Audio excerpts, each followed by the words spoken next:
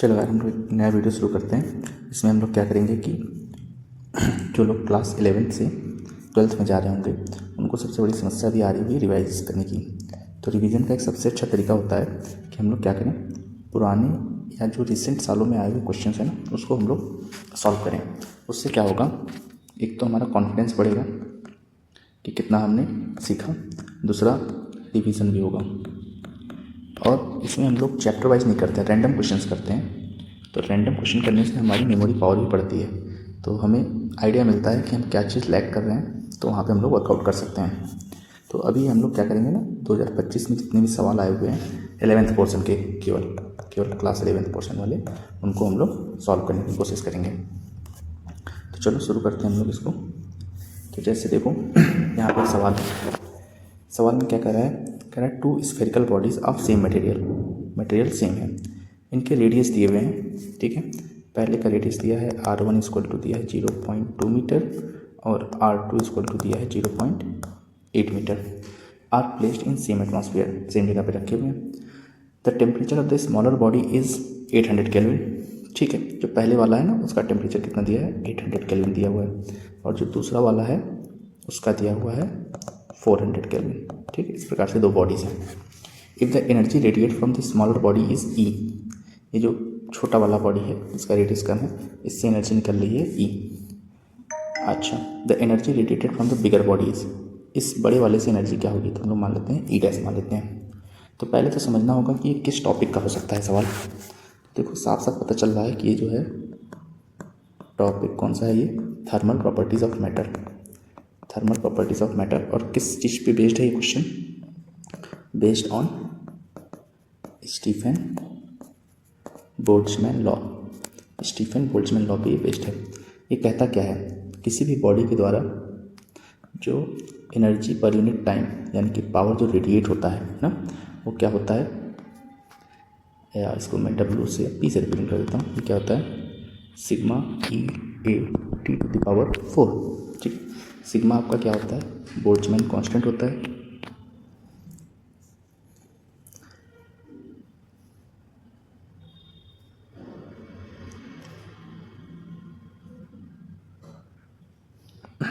ई को हम लोग क्या बोलते हैं, एमिसिविटी बोलते हैं। ए क्या है आपका, एरिया है, और टी तो टेम्परेचर है केल्विन में। ठीक है, तो power unit, power per unit time की बात सेम है, तो इसको हम लोग ऐसे ले सकते हैं पहले वाले के लिए, ई इक्वल टू सिग्मा। ठीक, मटेरियल सेम है तो सिग्मा सेम रहेगा, ई की वैल्यू भी सेम रहेगी। एरिया क्या हो जाएगा, पाई R1 का स्क्वायर हो जाएगा 0.2 का स्क्वायर इंटू T1 पावर 4, तो T1 power 4 is nothing but 800 के पावर 4 हो जाएगा ये। अपॉन में देखो क्या आएगा, यहाँ भी ई डैश निकाल लेते हैं हम लोग ना अपॉन में करके, तो सिग्मा ई पाई, एरिया कितना हो जाएगा 0.8 का स्क्वायर इंटू 400 पावर 4। अभी इसको हम लोग सॉल्व करेंगे तो ये आएगा E by E dash equal to, ये कट जाएगा, ये कट जाएगा, ये कट जाएगा, यहाँ 2 का स्क्वायर 4 बन जाएगा, अपॉन में इसको हम लोग 8 इंटू 8 लिख देते हैं। ये 0 से 0 तो कट ही जाएगा आपका, तो ये हो जाएगा 2 के पावर 4, तो 4 बार इसको हम लिख लेते हैं ऐसे। ये 2 से कट के ये खत्म हो गया, 2 2 2, ये पूरा कट गया। तो जो नया वाला पावर आया ना, ई डैश इक्वल टू ये आ जाएगा। ठीक, तो ऑप्शन सेकेंड आपका करेक्ट हो जाएगा। तो देखो अच्छा क्वेश्चन है ये स्टीफन बोल्ट्जमैन लॉ पे, और ये भी जेई 2025 सेक्टर 1 में आया हुआ है। 2025 सेक्टर 1 का क्वेश्चन है, बड़े आराम से इसको हम कर लिए। देखो नेक्स्ट क्वेश्चन में क्या कर रहा है, a simple pendulum is taken to a planet of mass and radius 4 times and 2 times respectively than the Earth. ठीक है, सिंपल पेंडुलम है हमारे पास ना, इसको हम लोग क्या कर रहे हैं, एक ऐसे प्लैनेट पे ले जा रहे हैं जिसका मास क्या है 4 times the mass of earth है, और जिसका रेडियस क्या है 2 times the radius of earth. Okay, the time period of the pendulum remains the same on earth and the planet. तो सुनो, टाइम पीरियड क्या होता है, टी इक्वल टू होता है 2 pi under root L by G. ठीक है, तो ये जी क्या होता है, जी इफेक्टिव होता है ना, जिस प्लैनेट पे होते हैं वहाँ की बात करते हैं हम लोग, और इस जी की वैल्यू क्या होती है, G M by R square.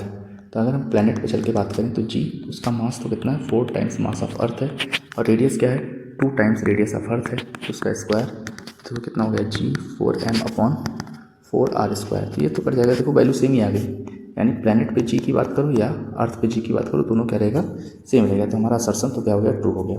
ठीक है, रीज़न देखो क्या कर रहा है, the reason is saying that the mass of the pendulum remains unchanged at Earth and other planet pass, सही है, in the light of the above state. नहीं, रीज़न मास तो सेम रहेगा ही, बट एक्चुअली क्या बात है, यहाँ पे हमें जी की बात करनी है ना। जी जो होता है वो अलग अलग प्लैनेट में बदलता रहता है, मास सेम होने के बावजूद भी अलग अलग प्लैनेट का क्या होता है, रेडियस क्या होता है, वो अलग हो जाता है। और यहाँ पे एक्चुअली जो फार्मूले में मास है, ये मास ऑफ ऑब्जेक्ट यानी पेंडुलम की बात नहीं होती, मास ऑफ प्लैनेट होता है ये। ठीक है, तो इसलिए रीज़न तो सही नहीं है, सिर्फ असर्शन सही है इसका। ठीक है, A is true, R is false. चलो, अच्छा ये तो बताएं ये किस टॉपिक का है। तो ये देखो दो टॉपिक में, एक तो ग्रेविटेशन में हम लोग फार्मूला पढ़ते हैं, ग्रेविटेशन में हम लोग ये फार्मूला पढ़ते हैं, G equal to G mass of planet upon radius of planet का स्क्वायर। ठीक है, और दूसरा ये जो टी इक्वल टू 2π√L/g। ठीक है, time period of simple pendulum. तो ये तो हम लोग पढ़ते हैं कहाँ पे, SHM में पढ़ते हैं। ठीक है, तो ये दो टॉपिक से मिला के इसने सवाल बना दिया है। ठीक है, कोई दिक्कत नहीं है। चलो ये सवाल देखो क्या करे, a amount of ice of mass 10⁻³ kg and temperature -10 degree Celsius is transform to vapour of temperature 110 degree Celsius by applying heat. Total amount of work required for this conversion. ये देखो बहुत बेसिक सा सवाल है। ठीक है, किस topic का है ये, कैलोरीमेट्री पढ़ते हैं हम लोग, थर्मल प्रॉपर्टीज ऑफ मैटर में, जहाँ पे हम लोग क्या करते हैं, फेस चेंज करते हैं। फेस चेंज में क्या होता है, सॉलिड बदलता है लिक्विड में और लिक्विड बदलता है गैस में, या गैस बदलेगा लिक्विड में और लिक्विड बदलेगा। तो यहाँ पे क्या करना है, हमको फेस चेंज करना है। ठीक है, तो फेस चेंज में क्या होगा, दो तरह की हीट की रिक्वायरमेंट होती है हमको। ठीक है, एक तो होता है स्पेसिफिक हीट और दूसरा हीट क्या होगा, लेटेंट हीट। स्पेसिफिक हीट में हमेशा टेम्परेचर रेज करेगा, टेम्परेचर बढ़ेगा स्पेसिफिक हीट की करके। लेटेंट हीट क्या करता है, फेस चेंज करता है, यहाँ पे क्या करता है, फेस चेंज करता है।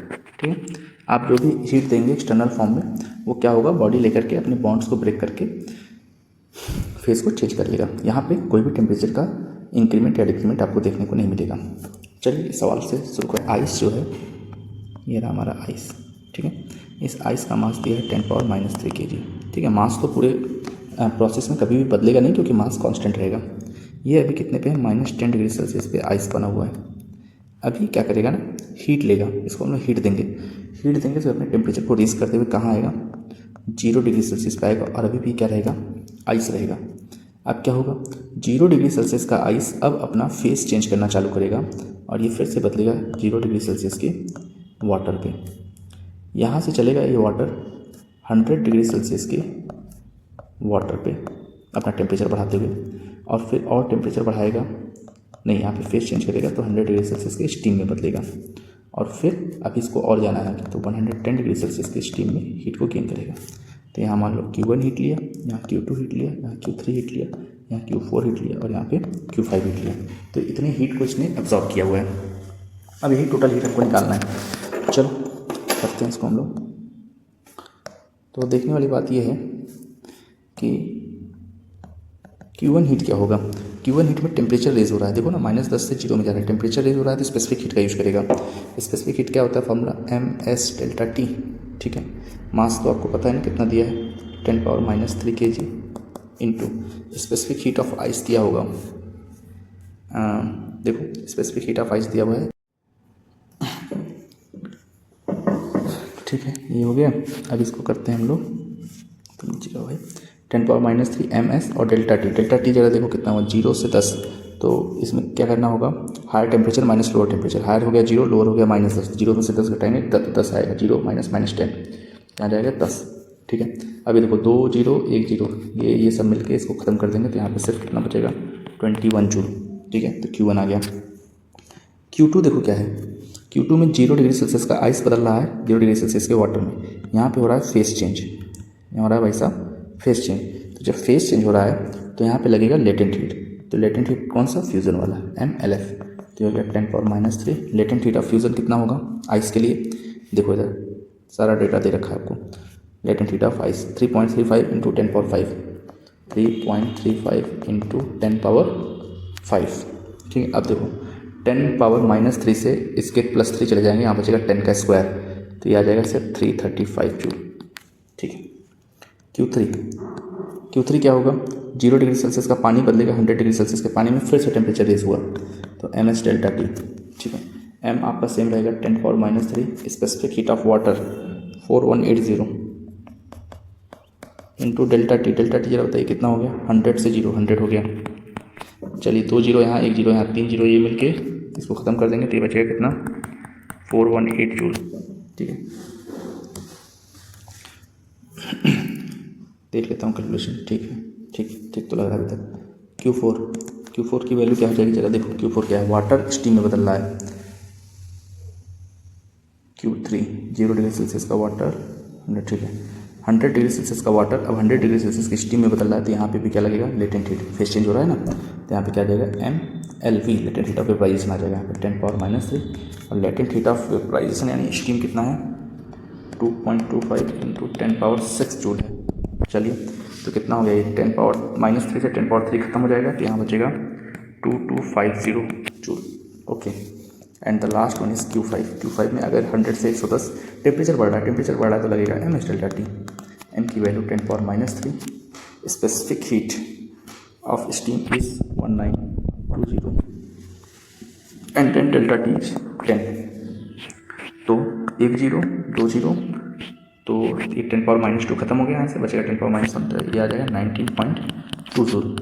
ये सारे हीट आ गए, अब सबको ऐड कर लेते हैं। तो क्या क्या है 2250 प्लस 418 प्लस 335 प्लस 21 एंड 19.2, तो ये हो गया 2.9 10 5 15 15 8 23 5 1 6 3 9 2 11 12 12 2 14 4 3 7 2 9 1 10 2 1 3 3043, तो 3043.2 joule. So option number 2 is right.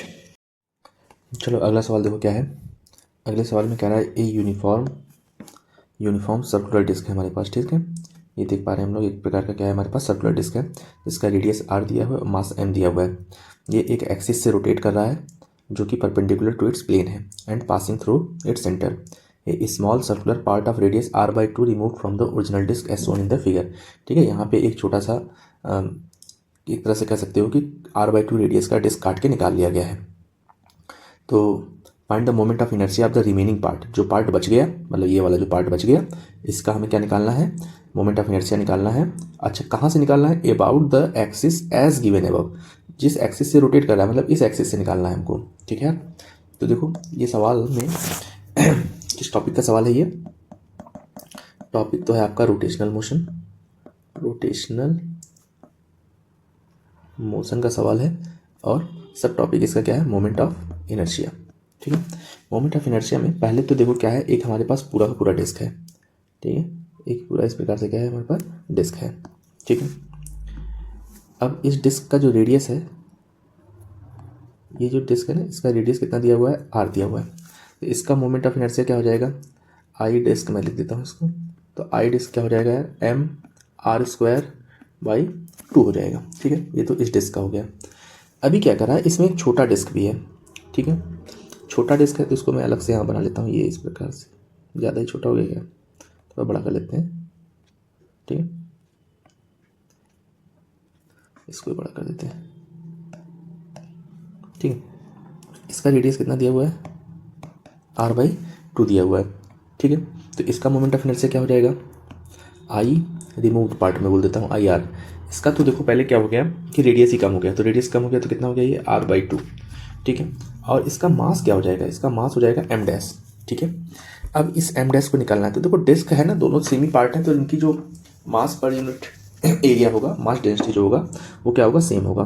तो पहले वाले डिस्क के लिए क्या होगा, मास अपॉन πr², और ये जो नया वाला डिस्क है M', इसका क्या हो जाएगा πr/2²। ठीक है, तो यहाँ से देखोगे तो m इक्वल टू आ जाएगा m डैश बाई 4, यानी m डैश की value m dash equal to आ जाएगा m बाई 4 आ जाएगा ये।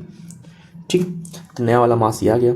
तो अभी मैं यहाँ पे लिख सकता हूँ आई आर बराबर क्या हो जाएगा, नया वाला मास m बाई 4, उसका रेडियस r बाई 2 का स्क्वायर अपॉन 2।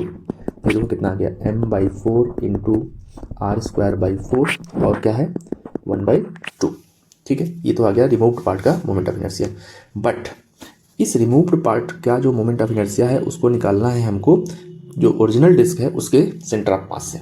ठीक है, इसके लिए मुझे क्या करना पड़ेगा, पैरेलली शिफ्ट कराना पड़ेगा ना। ये तो अभी जो निकला यहाँ से निकला ना moment of inertia removed part का, इसको इतना दूरी मुझे शिफ्ट कराना पड़ेगा। तो कितना दूरी शिफ्ट कराना पड़ेगा, r बाई 2 दूरी और शिफ्ट कराना पड़ेगा। जैसे मैं r डैश बोल देता हूँ, तो कितना दूरी शिफ्ट कराना पड़ रहा है, m r बाई 2 का whole square m r square plus यहाँ पे कितना बचा है m by 4 plus r square by 4 into 1 by 2। ये मैंने क्या किया है, ये मैंने लगाया यहाँ पे parallel axis theorem, parallel axis theorem का इस्तेमाल किया है मैंने। पैरेलल एक्सिस थ्योरम क्या कहता है यार, ये देखो अगर मान लो कोई ये बॉडी है और इसके सेंटर ऑफ मास से आपको मोमेंट ऑफ इनर्शिया पता है और आप यहाँ से r दूरी से कोई एक और एक्सिस पास कर रही है, यहाँ से मोमेंट ऑफ इनर्शिया निकालना चाहते हैं, तो I बराबर क्या हो जाएगा, I सेंटर ऑफ मास और मान लो ये दूरी r है तो ये प्लस m r स्क्वायर करना होता है। ठीक है, ये है पैरेलल एक्सिस थ्योरम, इसका इस्तेमाल मैंने यहाँ पे किया हुआ है। तो अब रिमूव पार्ट का मोमेंट ऑफ इनर्शिया तो गायब हो गया, उसको मुझे घटाना पड़ेगा किस में से, ओरिजिनल में से। तो ओरिजिनल कितना है, ओरिजिनल तो है m r square by 2 minus ये हो जाएगा m, ये देखो m r स्क्वायर बाई 4 हो जाएगा, m r square by 4 plus ये हो जाएगा m r स्क्वायर बाई 32। ठीक है, तो अगर मैं m r स्क्वायर कॉमन ले लूँ तो यहाँ से बचेगा क्या, 1 by 2 minus 1 by 4 minus 1 by 32। LCM ले लो तो 32 आ जाएगा, तो ये हो जाएगा 16 माइनस 8 माइनस 1, तो 16 में से 8 जाएगा 8, 8 में से 1 जाएगा 7, तो 7 बाई 32। यहाँ देखना पड़ेगा कि ये जो m है ना ये एक्चुअली क्या होगा m बाई 4, क्योंकि रिमूव पार्ट का मास तो m बाई 4 है ना। ठीक है, ये हो जाएगा m बाई 4 तो हो जाएगा 16, यहाँ पे आ जाएगा 16। ठीक है, तो ये एलसीएम लेंगे तो 16 यहाँ आ जाएगा 2 और यहाँ पे 16 में से 2 जाएगा 14 मीन्स 113, तो आ जाएगा 13 बाई 32 m r स्क्वायर। ठीक, ये आ जाएगा I जो बचा हुआ है, I ऑफ रिमेनिंग बॉडी। ठीक, तो देख लो बड़ा आसान सवाल था, इसमें कुछ है नहीं। पहले मैंने क्या किया, डिस्क का मोमेंट ऑफ इनर्शिया निकाल लिया, ठीक है, जो ओरिजिनल डिस्क है। फिर उसके बाद क्या किया मैंने, जो रिमूव्ड पार्ट है ना, रिमूव पार्ट तो ये था, इस रिमूव पार्ट का मैंने मोमेंट ऑफ इनर्शिया निकालना चाहा, तो इसमें m चाहिए था मुझे, तो m निकाला पहले मैंने। ठीक है, फिर क्या है, पैरेलल एक्सिस थ्योरम लगाया और इसको इस तरह से सॉल्व कर लिया। ठीक, बढ़िया सवाल था और ईजी था, बढ़िया क्या था। तो ये भी आपके जेई का देखो सवाल है, बढ़िया 2025 का ही सवाल है। नेक्स्ट क्वेश्चन देखते हैं हम लोग, इसमें क्या कह रहा है, इसमें कह रहा है a bob of mass m is suspended at point O by a light string of length L। ठीक है, यहाँ पे एक बॉब को ऐसे लटका दिया है, left to perform vertical motion as shown in the figure. ये इस प्रकार से चक्कर काटेगा, ऐसा करने के लिए इसको छोड़ दिया है। Initially by applying horizontal velocity v not at point A, यहाँ से हमने एक v नॉट वेलोसिटी दिया कि चल भाई घूम जा तू ऐसे।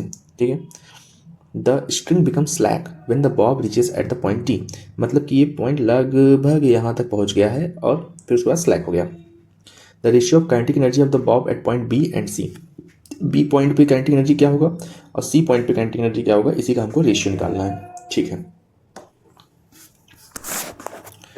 चलो तो एक काम करते हैं, पहले तो ये बताओ ये कौन सा टॉपिक है। तो टॉपिक है आपका सर्कुलर मोशन, सर्कुलर मोशन, और सर्कुलर मोशन में भी क्या, वर्टिकल सर्कुलर मोशन। ठीक हो गया, और वर्टिकल सर्कुलर मोशन में हमें क्या आना चाहिए, कंजर्वेशन ऑफ एनर्जी करने आना चाहिए, कंजर्वेशन ऑफ एनर्जी आना चाहिए। ठीक है, बड़ी इंपॉर्टेंट चीज़ होती है। कंजर्वेशन ऑफ एनर्जी क्या कहता है, initial kinetic energy plus initial potential energy बराबर होगा final kinetic energy plus final potential energy. ठीक है, ठीक है, और ये तभी लगता है जब कंजर्वेटिव फोर्सेज हो, तो यहाँ तो कंजर्वेटिव ही होगा। चलो अब क्या करते हैं हम लोग ना, इस सवाल को देखते हैं। सवाल के लिए पहले चित्र बना लेते हैं। चित्र में देखो क्या है, एक ये बॉब है हमारा, ये एक बॉब है जो ए पॉइंट पे है और इसको हमने फेंका है किससे, वी नॉट वेलोसिटी से। तो हमें पता है कि बॉटम पे वेलोसिटी कितनी होनी चाहिए, √5 GL होनी चाहिए, जिससे कि क्या कर ले, पूरा एक सर्किल कंप्लीट कर ले या इस जस्ट मैक्सिमम पॉइंट पे पहुंचे। तो अब सुनो, तो वी नॉट से तो हमने फेंक दिया इसको। अब बी पॉइंट पे जरा सोचो क्या होगा, इस बी पॉइंट पे क्या होगा। इस बी पॉइंट पे अगर मैं एनर्जी लिखना चाहूँगा तो सुनो, पहले एट पॉइंट ए पॉइंट पे क्या होगा, initial kinetic energy plus initial potential energy equal to B point पे लिखेंगे at point B final kinetic energy plus final potential energy. तो ए पॉइंट पे तो काइनेटिक एनर्जी कितना हो जाएगा, ½ M V0² और पोटेंशियल एनर्जी तो 0 ना, क्योंकि इसी को मैं रेफरेंस मान लेता हूँ, ठीक है। यहीं से मैं हाइट का मेजरमेंट करूँगा तो रेफरेंस पे 0 हो गया। फाइनल काइनेटिक एनर्जी क्या हो जाएगा, ½ M वेलोसिटी एट बी का स्क्वायर प्लस पोटेंशियल एनर्जी क्या हो जाएगा, mgh। ये जितनी हाइट यहाँ तक चल के चला आएगा, ये वाली हाइट, ठीक है, दिस इज h हाइट, ठीक है।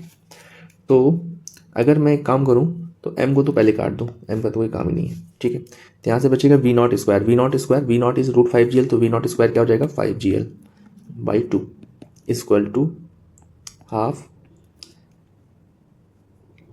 VB², ठीक है, प्लस जी। h कितना होगा यहाँ पे, h का मतलब ये वाली दूरी, तो ये देखो दूरी तो पूरी कितनी है यार, l है, ठीक है। और ये भी आपका क्या है, l है, और ये 60 है।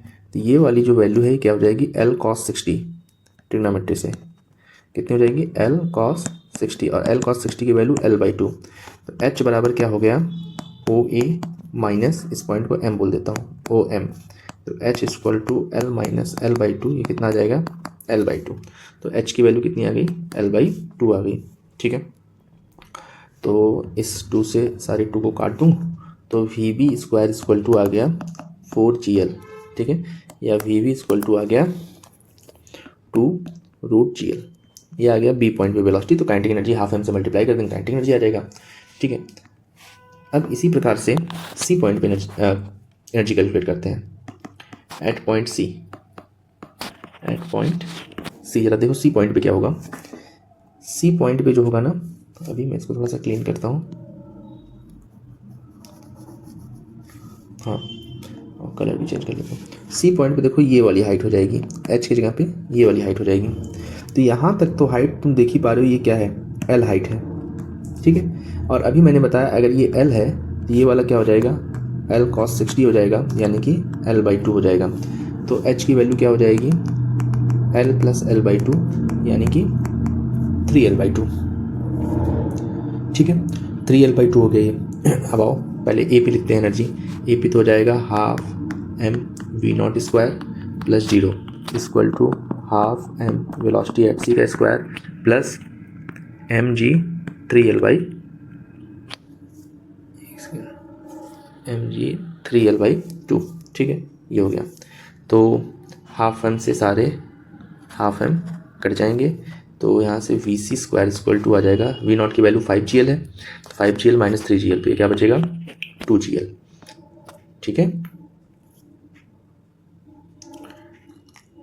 तो ये कितना बच जाएगा आपका, 5GL माइनस 3GL, तो ये बच जाएगा 2GL। तो VC इक्वल टू आ जाएगा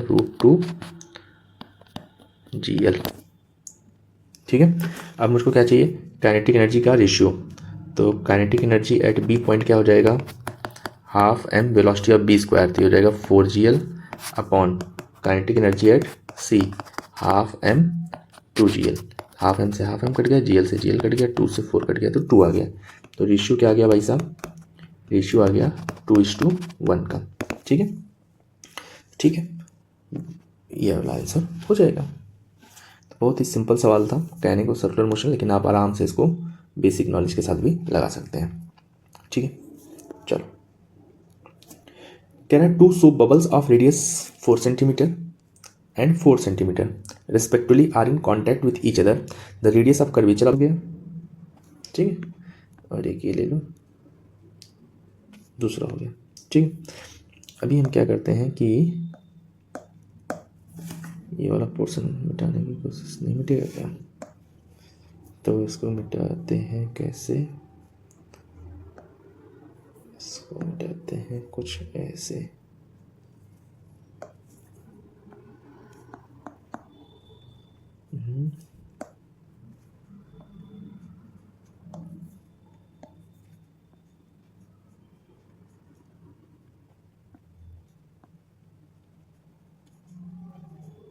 ये लो, ये ऐसे बन गया। ठीक है, अब ये वाला जो सरफेस बना हुआ है, ये वाला जो सरफेस बना हुआ है, इसका रेडियस r होगा। इसका रेडियस तो कितना है, r1 है, और इसका रेडियस तो क्या है, r2 है। तो यहाँ से 1/r इक्वल टू जो आता है, ये आता है 1/r1 माइनस 1/r2, या r equal to r2 minus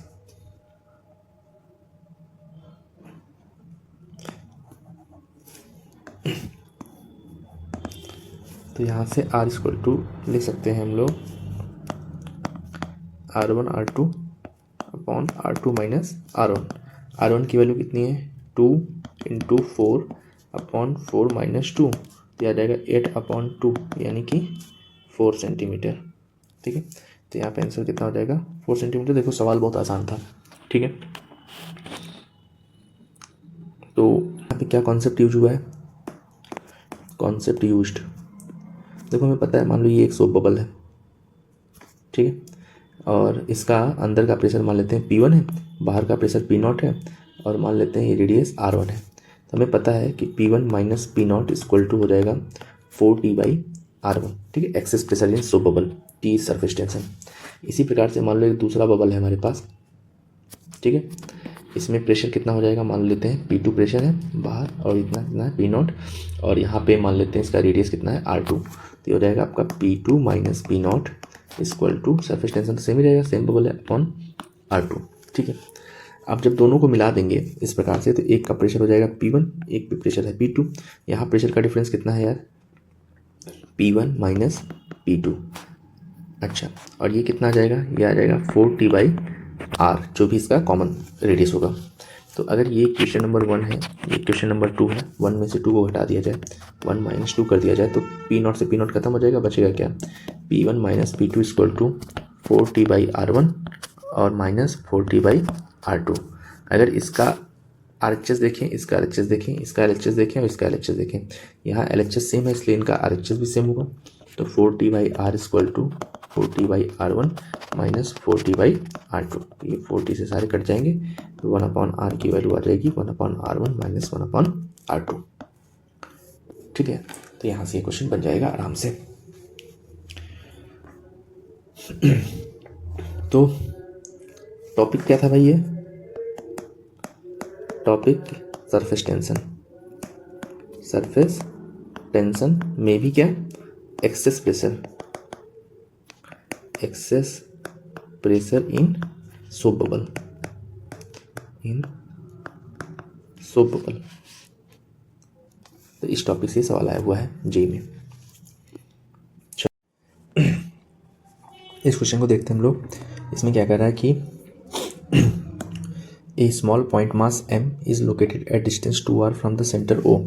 ठीक है, यहाँ पे सेंटर O दिया हुआ है, यहाँ से एक पॉइंट मास है m 2r दूरी पे, और of a big uniform solid sphere of mass m and radius r। ठीक है, ये बात है। ठीक है, the gravitational force on the small m due to capital M is F1। ठीक है, इस वाले पे जो ग्रेविटेशनल फोर्स लगा रहा है ये, वो कितना लगा रहा है, मान लो F1 फोर्स लगा रहा है। ठीक है, मान लेते हैं ए spherical part of radius r/3 is remove from the big sphere. और इस स्फीयर में से ना ये छोटा सा जो है r/3 रेडियस का मास आउट निकाल दे रहे हैं हम लोग, बाहर निकाल दे रहे हैं। तो कह रहा है, ठीक है, तो सवाल कह रहा है कि the gravitational force on m due to the remaining part of capital M is found to be F2। अब जो मास बच गया, ये इतना वाला जो मास ये बचा हुआ है, इसके कारण से जो m पे फोर्स लग रहा है वो क्या है, F2 है। तो हमको F1 और F2 का रेशियो निकालना है। ठीक है, ये काम हमको करना है। चलो देखते हैं क्या कह रहा है सवाल। सवाल बहुत सिंपल है। सवाल तो हमसे बस इतना कह रहा है कि मान लो हमारे पास ना ये एक मास है कैपिटल M। ठीक है, ये रहा कैपिटल M। इस कैपिटल M से 2r दूरी पे एक मास रखा है स्मॉल m।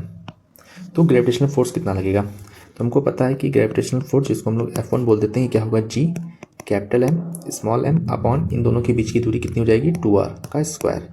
तो ये एक्चुअली आ जाएगा क्या, G capital M small m upon 4r square. इतना फोर्स तो कैपिटल M लगा रहा है। ठीक है, अभी कह रहा है इसमें एक छोटा सा मास जो है ना r/3 रेडियस का निकाल ले रहे हैं। तो पहले पता कर लेते हैं इसको करने का तरीका क्या है, कि इससे कितना फोर्स लग रहा होगा, इस वाले पोर्शन से कितना फोर्स लग रहा होगा। तो मान लो यहाँ पे एक हम लोग दूसरा स्फेरिकल पार्ट ले लेते हैं, ठीक। तो इसका रेडियस मान लेते हैं कितना है r/3, और यहाँ पे ये पॉइंट मास m है जो कि इससे कितनी दूरी पे होगा, r दूरी पे। आप देख सकते हैं ये वाली दूरी कितनी होगी r, और इसका radius r/3। Centre to centre दूरी लेते हैं तो टोटल दूरी कितनी हो गई यहाँ पे, ये तो हो गई r + r/3 यानी कि 4r/3 की दूरी पे है ये छोटा वाला मास।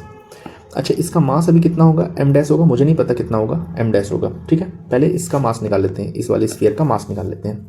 तो निकालने का तरीका वही है, स्फीयर है तो वॉल्यूम डेंसिटी लगाएंगे यहाँ पे, कैपिटल M अपॉन 4/3 पाई r3, ये हो गया वॉल्यूम डेंसिटी पूरे स्फीयर का। और यहाँ क्या हो जाएगा m' अपॉन 4/3 पाई, इसका रेडियस कितना है r/3 का होल क्यूब, ये वॉल्यूम डेंसिटी हो गया इस छोटे मास का। वॉल्यूम डेंसिटी सेम ही रहेगा तो 4/3 पाई r3 से 4/3 पाई r3 कट गया। तो यहाँ से m' की वैल्यू कितनी आ गई, m/27, ठीक है। छोटे वाले का ये मास आ गया। अब छोटे वाले के कारण से फोर्स निकाल लेते हैं, इसको हम लोग f' बोल देते हैं। तो f' बराबर देखो कितना हो जाएगा, g m' इसकी दूरी छोटे वाले मास से r²।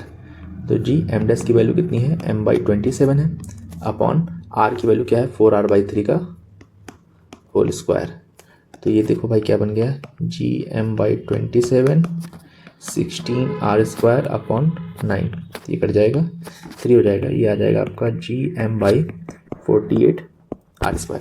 इतना फोर्स तो कौन लगा रहा है, ये छोटा वाला मास लगा रहा है। अभी छोटा वाला मास रिमूव कर दिया गया, मतलब इसका फोर्स भी खत्म हो गया, तो बचा हुआ फोर्स कितना है, रिमेनिंग फोर्स कितना है यार इस पे, इसको हम लोग मान लेते हैं F2। तो F2 की वैल्यू क्या हो जाएगी, पहले वाला फोर्स तो है gmm अपॉन 4r²। ये देखो यहाँ पे जो पहले फोर्स था ओरिजिनल फोर्स में से रिमूव्ड पार्ट का फोर्स, ये कितना आ जाएगा gm/48 r²। तो यहाँ से एक m और भी आएगा, तो एक m तो और भी आएगा, gmm होता है ना भाई, ठीक है। तो यहाँ से gmm/r² अगर कॉमन ले लें तो ब्रैकेट में बचेगा 1/4 माइनस 1/48। यहाँ से एलसीएम ले लें तो 48 आ जाएगा, ये हो जाएगा 12, यहाँ से आ जाएगा 1, तो ये आ गया 11/48। तो F2 की वैल्यू कितनी आ गई, 11/48 gmm/r²। हमको क्या चाहिए, हमें चाहिए F1/F2। तो F1/F2 क्या हो गया यार, पहले वाला gmm/4r² अपॉन 11/48 gmm/r²।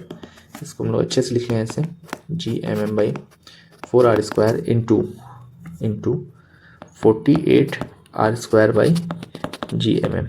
ये इससे कट गया, ये इससे कट गया, और यहाँ कितना बचेगा 11 भी तो बचेगा, ठीक है। और ये कट के कितना हो गया 12। तो रेशियो आ गया हमारा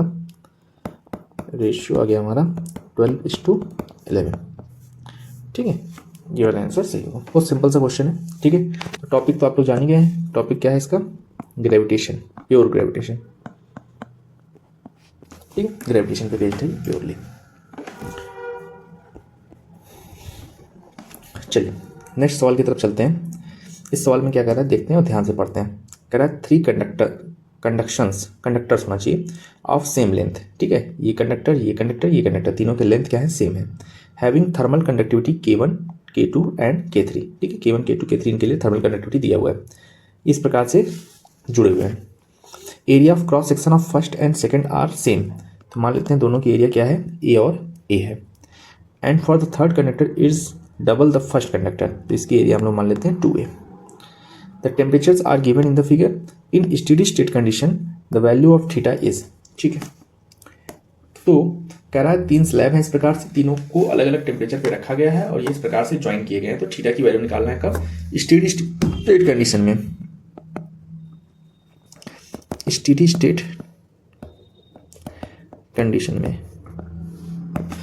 स्टेट कंडीशन में होता क्या है यार, ये जो जंक्शन है ना, ये जो जंक्शन है, ठीक, यहाँ पे जितनी हीट आएगी उतनी ही हीट यहाँ से जाएगी, ठीक। या दूसरे शब्दों में हम लोग कह सकते हैं कि सेम लेंथ अगर है, ये x है और यहाँ T1 और T2 है, और ये भी सेम लेंथ है मान लो, और यहाँ T3 और T4 है, तो इन दोनों में जो हीट फ्लो होगा ना वो सेम होगा। तो इस कारण से T1 माइनस T2 की वैल्यू T3 माइनस T4 के बराबर आ जाएगी, या हम लोग यहाँ पे कहते हैं dt बराबर कांस्टेंट। ठीक, ये सब चीज़ें होती हैं, आपका स्टेडी स्टेट कंडीशन है। चलो अभी मैं और बातें करता हूँ। जैसे मान लेते हैं कि एक स्लैब है K1, एक दूसरी स्लैब है K2 और एक तीसरी स्लैब है K3। ये दोनों के टेम्परेचर सेम एंड पे इस प्रकार से जुड़े हुए हैं और ये इससे ऐसे जुड़ा हुआ है। तो ये दोनों तो पैरेलल कनेक्शन में आ गए, K1 और K2 पैरेलल में हो गए, तो इनको मैं ऐसे रेजिस्टेंस के रूप में दिखा सकता हूँ। इसको मैं R1 लिख लूँ और इसको मैं ऐसे R2 लिख लूँ, और K3 जो है इसके साथ सीरीज में है, ये देखो R3 ऐसे लिख देता हूँ। इनके टेम्परेचर्स लिख दो, यहाँ पे 100 डिग्री सेल्सियस है, यहाँ पे θ डिग्री सेल्सियस है और यहाँ पे 0 डिग्री सेल्सियस है।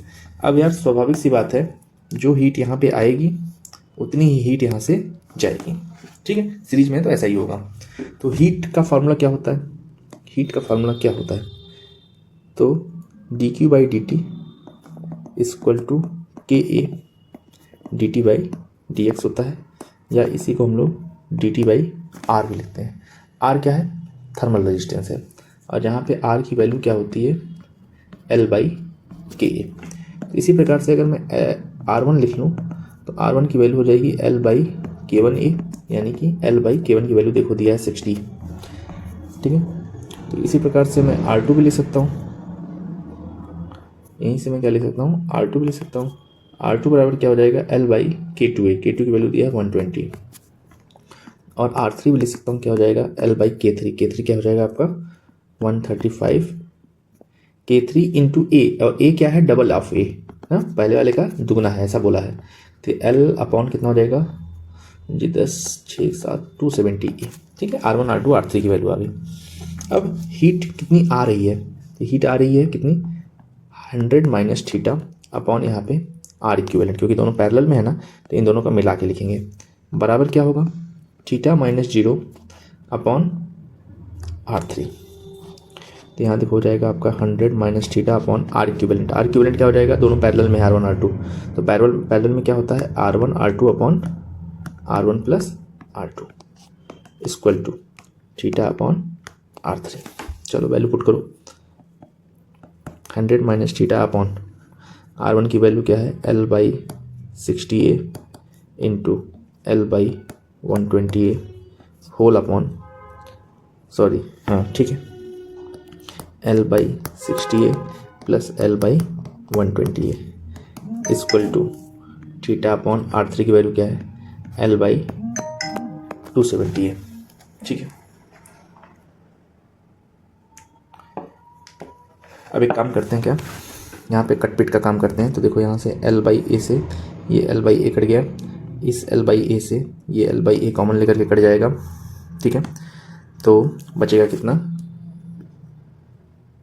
यहाँ देखते हैं हम लोग, ऊपर तो बच जाएगा 100 माइनस थीटा अपॉन में 1/60 इंटू 1/120, और होल अपॉन में बचेगा 1/60 प्लस 1/1, तो ये बचेगा 1/80 और 60 इंटू 120। ये देखो इसका यहाँ पे मल्टीप्लाई, इसका यहाँ पे मल्टीप्लाई, और दोनों आपस में ऐड होके मल्टीप्लाई हो जाएंगे। 60 120 यहाँ से कट गया। ठीक है, तो इधर कितना आ गया आपका? यहाँ तो आ गया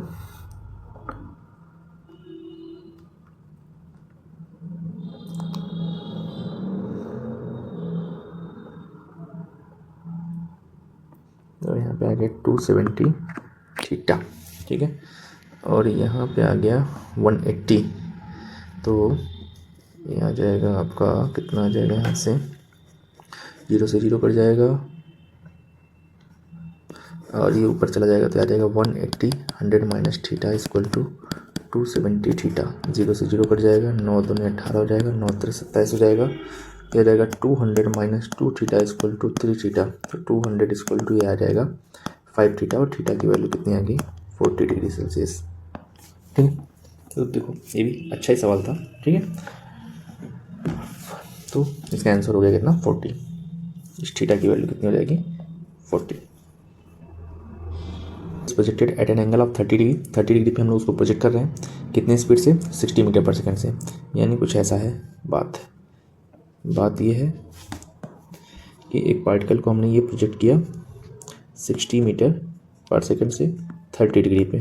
ठीक है, अभी क्या हो रहा है, कह रहा है कि the height traversed by the particle in the first second is h not. पहले सेकंड में जो हाइट चलता है कितना चलता है, h नॉट चलता है। And height ट्रेवर्स in the last second before it reaches the maximum height. Maximum height just पहुंचने से पहले लास्ट सेकंड में उसकी हाइट कितनी है, h1 है। तो इसी की रेशियो निकालना है। तो पहले देखते हैं कि फर्स्ट सेकंड में वो कितना हाइट चल रहा है। तो फर्स्ट सेकंड में जो हाइट चलेगा वो कितना चल रहा है, h not equal to u/t plus half a/t²। ये क्यों किया मैंने, क्योंकि वर्टिकल मोशन की बात हो रही है और वर्टिकल मोशन में हमेशा सारे कंपोनेंट वर्टिकल में लिखे जाएंगे। तो h नॉट u 60 है, इसका हॉरिजॉन्टल कंपोनेंट नहीं चाहिए मुझे, इसका वर्टिकल कंपोनेंट चाहिए u/। तो कितना हो जाएगा 60 sin 30। 60 sin 30 की वैल्यू 1/2, तो कितना आ जाएगा ये 30। तो हो गया, ऊपर जा रहा है तो पॉजिटिव 30 × 1 प्लस हाफ। एक्सेलरेशन तो हमेशा नीचे की तरफ लगता है, इसलिए माइनस में 10 × t मतलब 1 का स्क्वायर। तो h नॉट बराबर आ गया 30 - 5 यानी कि 25 मीटर ये तो चला होगा फर्स्ट सेकंड में। अब कह रहा है height traversed in the last second before it reaches the maximum height. तो मैक्सिमम हाइट पहुंचने में कितना समय लग रहा है इसको, तो एक फार्मूला है, मान लो vy = u/y plus ay × t। Maximum height के लिए तो vy क्या हो जाता है, 0 हो जाता है। ठीक है, ये ऐसे से चलेगा और मैक्सिमम जैसे ही हाइट पहुंचेगा यहाँ पे वर्टिकल कंपोनेंट 0 हो जाएगा, सिर्फ हॉरिजॉन्टल कंपोनेंट रहेगा। वहीं पे तो क्या आएगा, ये h max आएगा। तो ये तो हो गया 0, u/y तो हमने निकाला ही था 30 और ay तो हो गया 10 और t हमें पता करना है। तो t की वैल्यू यहाँ से कितनी आ गई, 3 सेकंड। 3 सेकंड में क्या करेगा, मैक्सिमम हाइट पे चला जाएगा, यानी लास्ट सेकंड का मतलब यहाँ क्या हो गया, थर्ड सेकंड। तो SN वाला फार्मूला लगा देंगे, u + ½ a 2n - 1। तो SN की वैल्यू यहाँ पे क्या हो गई, h1 = u is what, u is 30 - 10/2 2 × 3 - 1। तो h1 बराबर आ गया 30 - 5 × 5, तो ये आ गया 5 मीटर। तो लास्ट सेकंड में चला 5 मीटर और फर्स्ट सेकंड में चला 25 मीटर। दोनों का रेशियो चाहिए हमें, h0/h1। h नॉट आ गया 25 और h1 की वैल्यू आ गई 5, ये कट के आ गए 5। This is the answer. ठीक है, तो टॉपिक तो आप देख पा रहे हैं, प्योर प्रोजेक्टाइल मोशन से है ये। ठीक है, तो टॉपिक आपका है ये